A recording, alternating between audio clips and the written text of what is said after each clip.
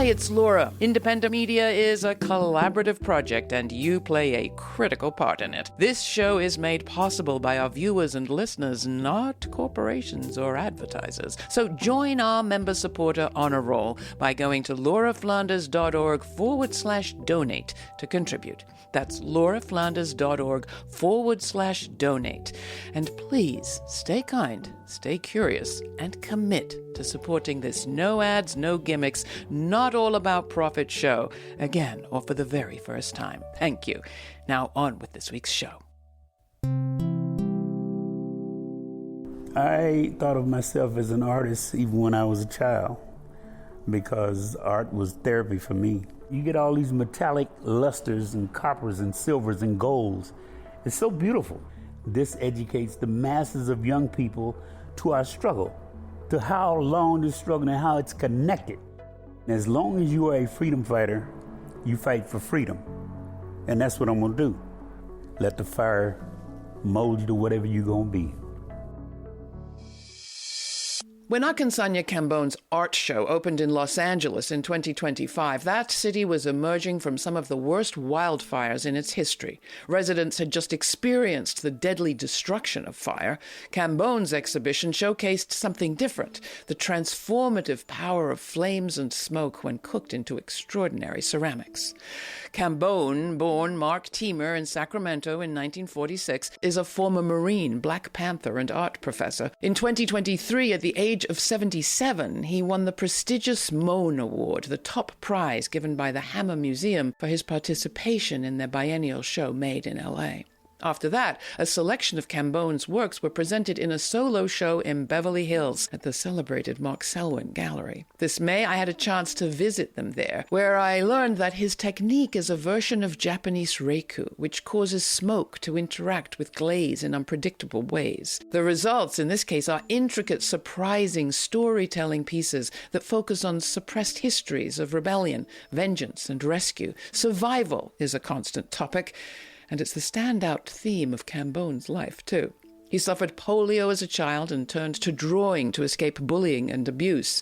He served in Vietnam and became a lieutenant for culture for the Black Panther Party. In 1970, he was arrested in connection with the high-profile case of the Oak Park Four and spent a year incarcerated, accused of a capital crime, before being found not guilty at trial and released. He went on to earn a master's degree from Cal State Fresno and taught art for almost 30 years at Cal State Long Beach, as well as in a free youth art program he ran in his neighborhood. His one-man show will open at the New York Sculpture Center in May 2026. I visited Kambon in his studio in Long Beach earlier this year in a warehouse space with his dogs and kilns out back. The place was overflowing and alive with his work. Here's a clip from the documentary produced by the Hammer Museum on Kambon's life, Akinsanya Kambon, The Hero Avenges. Some things I think men are just not supposed to understand. I think we just have to go with the flow. I've got so many of these things here. I mean, there's thousands of them. And each one of them has a different spiritual force. And as long as I'm doing that work, I don't worry about anything happening to me. I look at meditating and prayer as the same thing. The only thing is that when I meditate and pray, I don't ask God for anything. I thank Him for everything He's already done.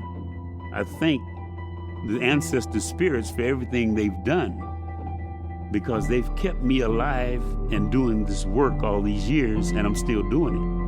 And there's nothing, what else can they give me? I got life, man. And that's a blessing enough.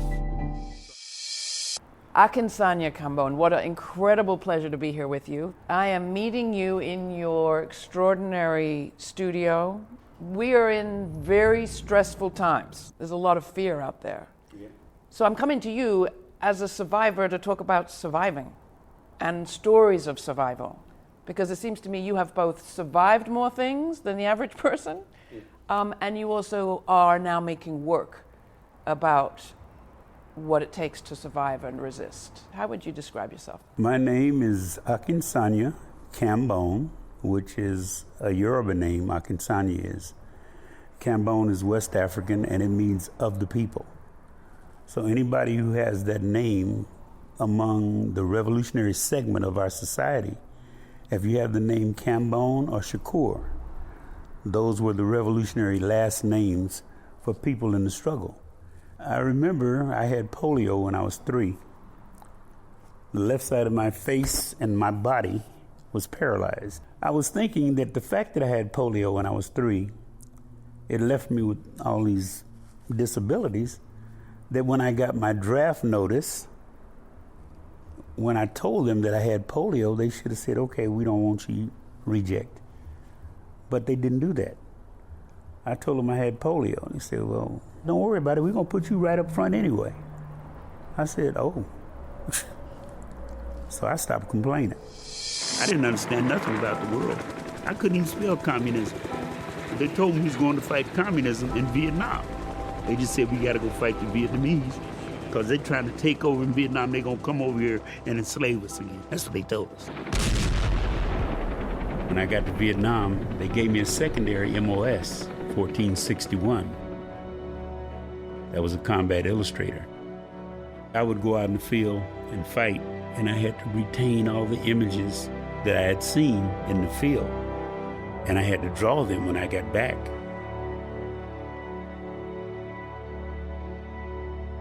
A lot of the drawings that I did were so gory and bloody that the people I turned them into shredded them, destroyed them, threw them in the dumpster. That was a clip from the documentary Akinsanya Kambon, The Hero Avenges, produced by the Hammer Museum. Your survival story didn't stop there. No, it didn't. I know that I survived the Boy Scouts of America. You mean the white Scouts? The white Boy Scouts, yeah. I guess maybe it was an embarrassment for them to have these 5 little black Boy Scouts with only the hats and white T-shirts and Levi's. So we go to the meetings, it might have been an embarrassment for them. But then they were having a big meeting. They wanted everybody to come to this meeting with Boy Scouts from all over Sacramento. And they gave all the Boy Scouts a little cord about that long, little cord. They said, okay, everybody, we're tying these knots. So this guy was from Arkansas. He was the regional director for the Boy Scouts for the southern region. And he gets up on the stage and he has a big old rope. He showed us how to tie the hangman's noose. And I was so proud of my little hangman's noose. And I held it up like that, and he saw me in the back. And he came back there sitting with my friends. He grabbed me by my little arm. He walked me up on the stage. I thought he was going to show everybody how good I tied my knot. He got me to the edge of the stage, which is about 3 feet, 4 feet high. He walked to the front of the stage. He put that big-ass rope that he had around my neck, and he kicked me off the stage and held it with 2 hands. And I was choking. And I was trying to smile, but then when my breath got cut off and I couldn't breathe, I started choking. Then I remember blacking out. And I remember coming to, and then I finally got so scared, I ran. I jumped off the stage and took off running. They tried to catch me, man, but I was getting away. I got out the door and ran out in the field, and I laid down and cried. And that was, that just reminds me of stuff that happened. My great-grandmother, Mama Tannehill, she was from Texas. She come out from Dallas, Texas, along with the rest of the family, because she had a son, she had 2 sons, Frank and Jesse Tannehill.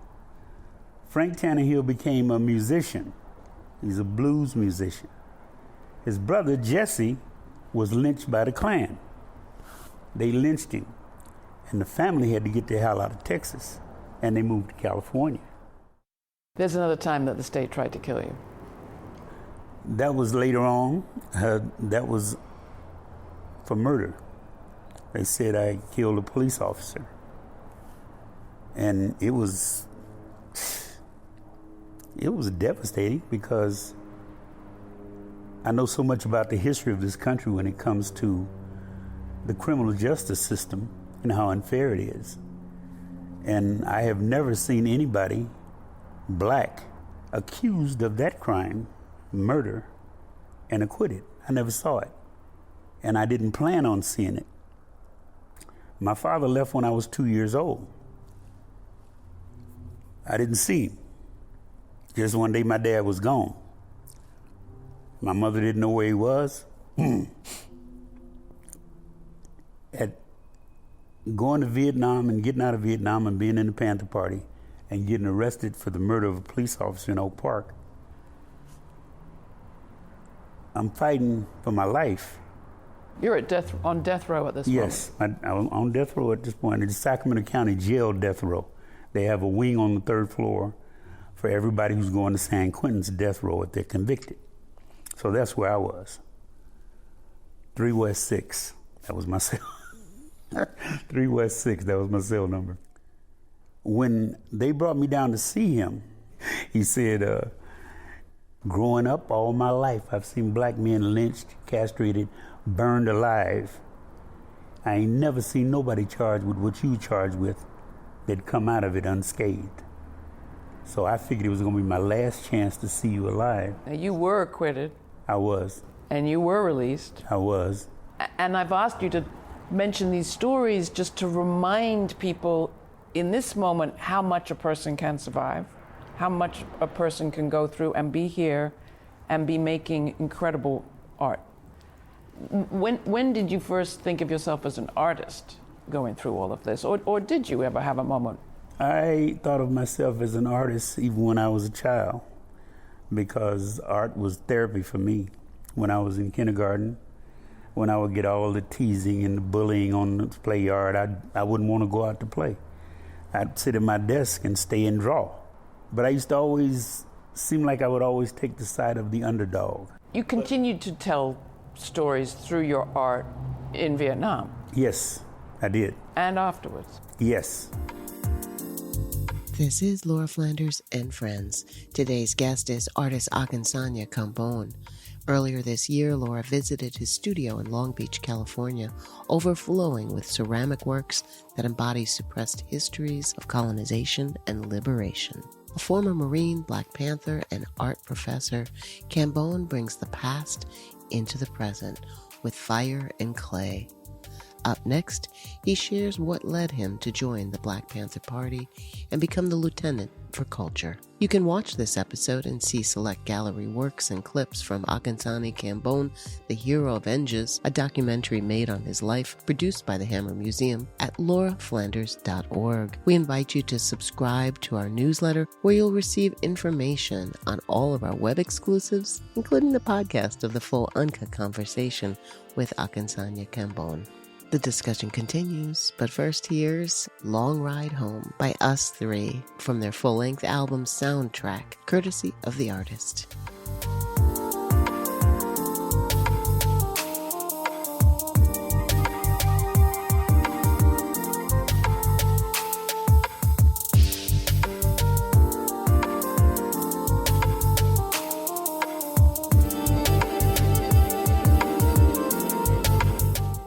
What was your role in the Black Panthers, and how did you get associated with the Black Panthers?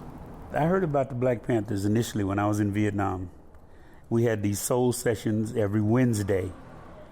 The older brothers who realized that they had drafted a lot of Marines in 1965, 66, and some of us were illiterate. We could not read. So they would read the Stars and Stripes to us and try to let us know what was going on with the war and what's going on back in the States. And so that's where I start understanding the importance of knowing how to read is, because I knew I couldn't. So when I got out of the Marine Corps, I had an interest in the Black Panther Party. I was curious.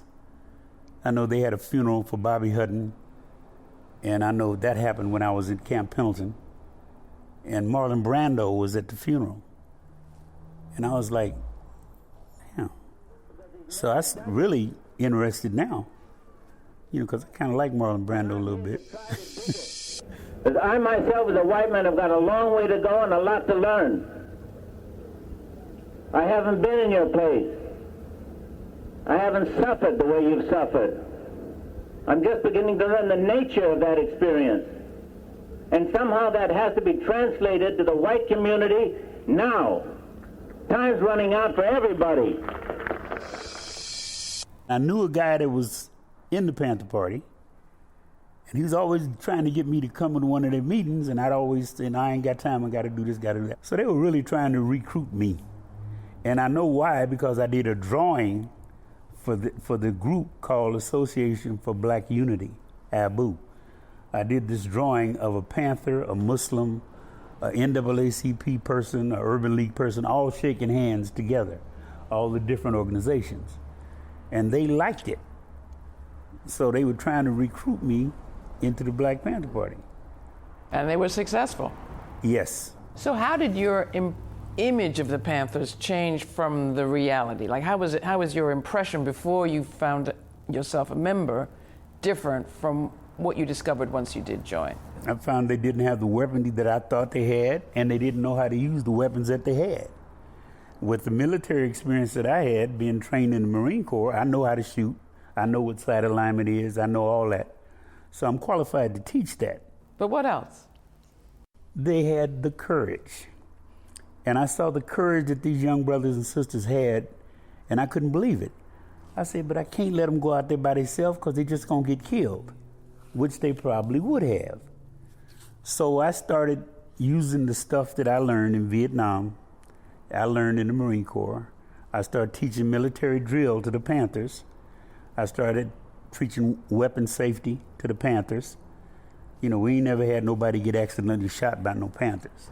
And at the end of the day, you become a lieutenant for culture. I became the lieutenant of culture, yes. And what did that involve? That involved working directly under Emory Douglas, who was the minister of culture.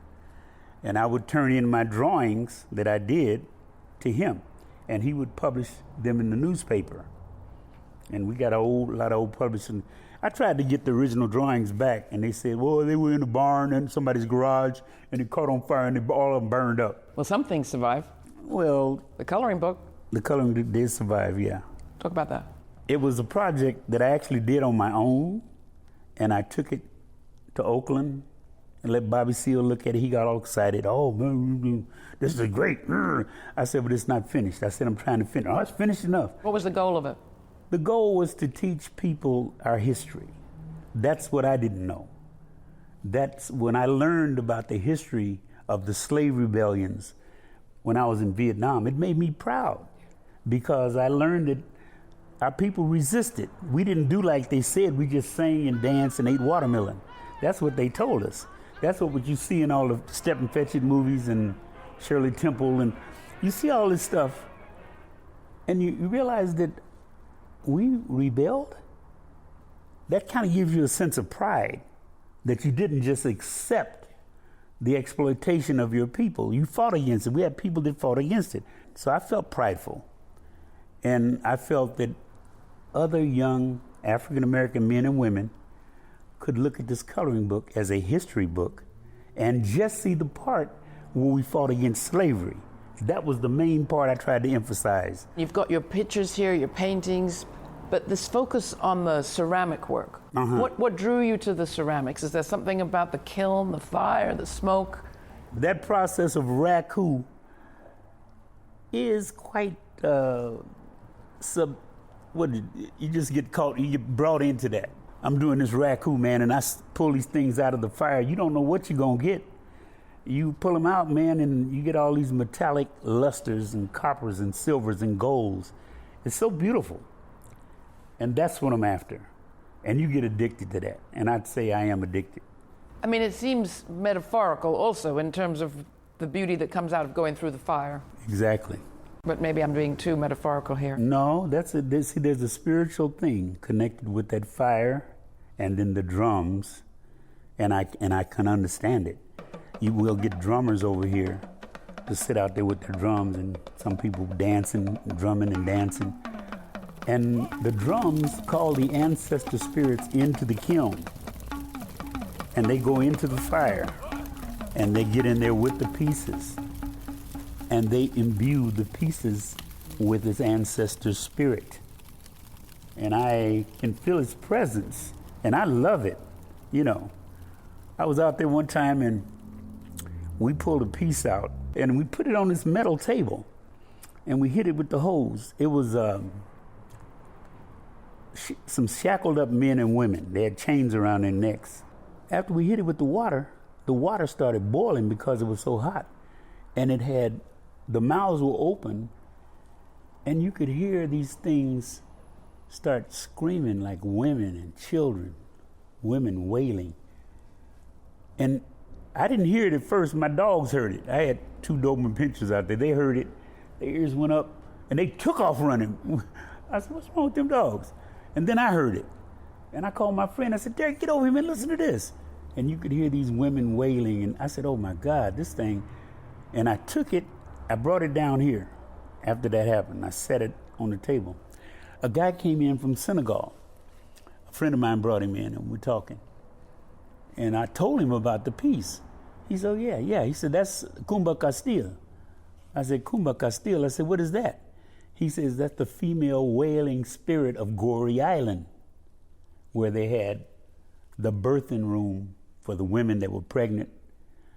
Oh, my God, man. I said, damn, I don't know where this is coming from, but it's coming from someplace. I didn't really realize where it actually came from until 1994, when I actually did go to Goree Island. Well, I went before that, but I went to Elmina Castle in Ghana. I went to Elmina and Cape Coast Castle, and me and my wife went in there. And I went down in there. And that was where the enslaved Africans were held before they were forced onto the Middle Passage. Exactly. Some spiritual things happened to me in there. So I go in this big dungeon. They said there was over 500 Africans in there. And somebody put some candles on the altar up there. And I got on my knees and I started meditating. And I'm not even though I was an ordained minister, I am an ordained minister, I'm not that into spiritual stuff like that. Not the Bible and not the Koran, but I'm down here and I'm on my knees, and all of a sudden I hear this woman say, we've been waiting for you. And look, this scared the mess out of me. I looked up and I saw all these spirits around the room, and a woman was doing the talking. She said, we need you to teach our children who was stolen about our history, about our culture, and about our religions. And I thought about that, and I said to myself, I thought to myself, I didn't say a word. I said, but I don't know nothing about that. I thought that. And she said, don't worry. She could hear what I thought. She said, we have been guiding your hands. I said, oh my God. So I backed up. I said, okay. As long as you guide my hands, baby, I'm with you.